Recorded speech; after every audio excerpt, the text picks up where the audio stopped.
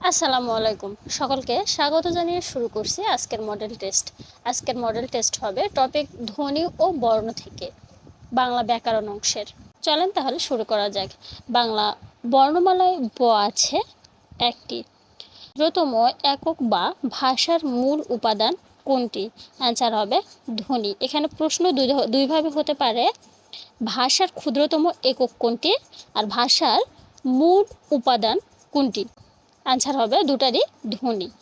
বাংলা বর্ণমালায় মাত্রাবিহীন বর্ণের সংখ্যা কয়টি? অ্যান্সার হবে 10টি। বাংলা ভাষার মৌলিক স্বরধ্বনি কয়টি? অ্যান্সার হবে 7টি। পরাশ্রয়ী বর্ণ কয়টি? অ্যান্সার হবে 3টি। ফলাযুক্ত বর্ণ কয়টি? অ্যান্সার হবে 6টি। যুক্ত বর্ণটি ভাঙলে কোন দুটি বর্ণ পাওয়া যায়? অ্যান্সার হবে বর্গীয় জ আর ইউ। যুক্ত বর্ণের বিশিষ্ট রূপ? অ্যান্সার হবে ক মূর্ধন্য ষ যোগ ম।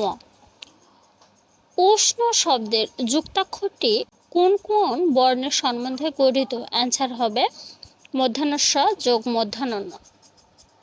যে ব্যঞ্জনধ্বনি উচ্চারণে মুখ দিয়ে অধিক বাতাস বের হয় ও নিচের চোয়ালের মাংসপেশিতে বেশি চাপ পড়ে সে ব্যঞ্জনধ্বনিগুলোকে বলে মহাপ্রাণ। নিচের কোনগুলো যৌগিক স্বরধ্বনির প্রতীক? অ্যান্সার হবে ওই ও। কোন দুটি অঘোষ ধ্বনি? অ্যান্সার হবে প ফ। কোনগুলো শীষ ধ্বনি? অ্যান্সার হবে তালবস্য দন্তস্ব মূর্ধন্যস্ব। ধ্বনি অ্যান্সার হবে প ফ ব ভ ম। নিচের কোন দুটি তারণজাত ব্যঞ্জন ধ্বনি? অ্যান্সার হবে ডয় বিন্দু র ঢয় শূন্য র। নিঃশ্বাসের স্বল্পতম প্রায়সে উচ্চারিত ধ্বনি বা ধ্বনিগুচ্ছকে কি বলে? অ্যান্সার হবে অক্ষর। এটা একটু ভালোভাবে পড়ার চেষ্টা করবেন। পাশাপাশি দুটো স্বরধ্বনি একাক্ষর হিসেবে উচ্চারিত হলে তাকে কি বলে? অ্যান্সার হবে যৌগিক স্বরধ্বনি। নিচের কোনটি অনুবর্ণ নয়? অ্যান্সার হবে যুক্ত বর্ণ। ধ্বনিবিদ মোহাম্মদ আব্দুল হাই বাংলা মূল স্বরধ্বনির তালিকায় যে নতুন মূল ধ্বনিটি প্রতিষ্ঠা করেছেন সেটি অ্যান্সার হবে আ ধ্বনি।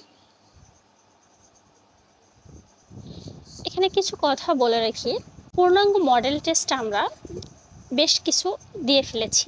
এখন টপিক ধরে ধরে মডেল টেস্ট দেওয়ার চেষ্টা করব ইনশাল্লাহ। আশা করি আপনাদের ভালো লাগবে। আজ তাহলে এ পর্যন্ত। আল্লাহ হাফেজ।